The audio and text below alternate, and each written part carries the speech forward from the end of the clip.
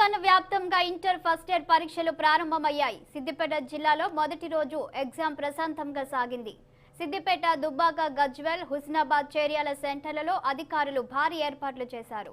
విద్యార్థులు ఎలాంటి ఆందోళనకు గురి కాకుండా పరీక్ష రాసేందుకు సౌకర్యాలు కల్పించారు. ప్రశాంత వాతావరణంలో పరీక్షలు రాసే విధంగా ఏర్పాట్లు చేశామంటున్న జిల్లా విద్యాశాఖ అధికారితో మా ప్రతినిధి ఫేస్ టు ఫేస్. ముందే ఇంటర్మీడియట్ పరీక్షలు ప్రారంభమయ్యాయి.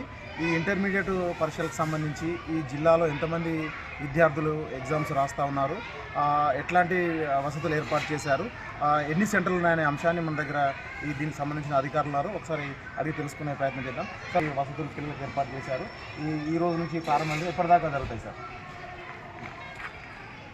ఇంటర్మీడియట్ పబ్లిక్ ఎగ్జామ్స్ మార్చి 2023 సంబంధించి ఈ రోజు నుంచి మొదటి సంవత్సరం విద్యార్థులు పరీక్షకు హాజరవుతున్నారు. ఈరోజు రాయబోయే విద్యార్థులు 1116 మంది విద్యార్థులు రాస్తున్నారు. వీటికి సంబంధించి 41 సెంటర్స్ సిద్దిపేట జిల్లాలో ఉన్నాయి. దీనికి సంబంధించి అన్ని ఏర్పాట్లు పూర్తి కాబడ్డాయి. విద్యార్థులకు అవసరమయ్యే కనీస వసతులు, మంచినీటి సౌకర్యం కానీ, మంచి వాతావరణం, లైటింగ్ కానీ అన్నీ కూడా పూర్తిగా ఏర్పాటు చేయబడ్డాయి. విద్యార్థులను కూడా మనం ప్రశాంతంగా, వాళ్ళు ఈ సంవత్సరం చదివిన చదువునంతా కూడా ప్రశాంతంగా, ఎలాంటి ఒత్తిళ్లు, టెన్షన్లు లేకుండా పరీక్ష రాయాల్సిందిగా కోరుతున్నాం. వాళ్ళు కళలు కానీ, వాళ్ళ పేరెంట్స్ కళలు కానీ పూర్తిగా నెరవేరేటట్టు సంసిద్ధతతో ఎగ్జామ్స్ రాయాలని చెప్పి కోరుకుంటున్నాం. అదేవిధంగా విద్యార్థులు హాల్ టికెట్ సంబంధించి కళాశాలలకే వెళ్ళి హాల్ టికెట్స్ తీసుకోవాల్సిన అవసరం లేదు. డౌన్లోడెడ్ హాల్ టికెట్ తోటి నేరుగా ఎగ్జామినేషన్ సెంటర్కి వెళ్ళి రాసుకోవచ్చు. విద్యార్థుల్ని మనం గంట ముందే సెంటర్లోకి అనుమతిస్తున్నాం. కాబట్టి ఆలస్యం అనేది లేకుండా 9 లోపే ఎగ్జామినేషన్ సెంటర్లో చేరుకొని ప్రశాంతంగా ఎగ్జామ్స్ రాయాల్సిందిగా కోరుతున్నాం.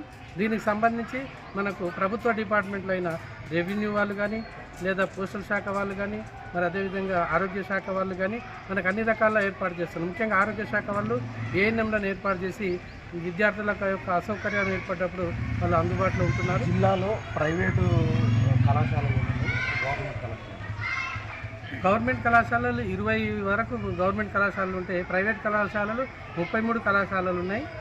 మరి అదేవిధంగా దాదాపు 60 వరకు గవర్నమెంట్ సెక్టర్ కళాశాలలు ఉన్నాయి. మొత్తం జిల్లాలో 99 కళాశాలలు నిర్వహిస్తున్నాయి. ఆ 99 కళాశాలకు సంబంధించిన విద్యార్థులు 41 సెంటర్లలో ఎగ్జామ్స్ రాయబోతున్నారు. సో పిల్లలు చాలా ప్రశాంతమైన వాతావరణంలో రాయాలి. వాళ్ళకి కావాల్సినటువంటి వసతులు, మంచినీరు కానీ, హాల్లో ఉన్నటువంటి లైటింగ్ కానీ ఇదంతా కూడా పూర్తి స్థాయిలో ఏర్పాట్లు చేశాము. ఎలాంటి ఒత్తిడి లేకుండా కూడా పిల్లలు ఈ యొక్క పరీక్షలు రాయాలని చెప్పేసి కోరుతున్నారు. ఇది సిద్దిపేట జిల్లా నుంచి తాజా పరిస్థితి.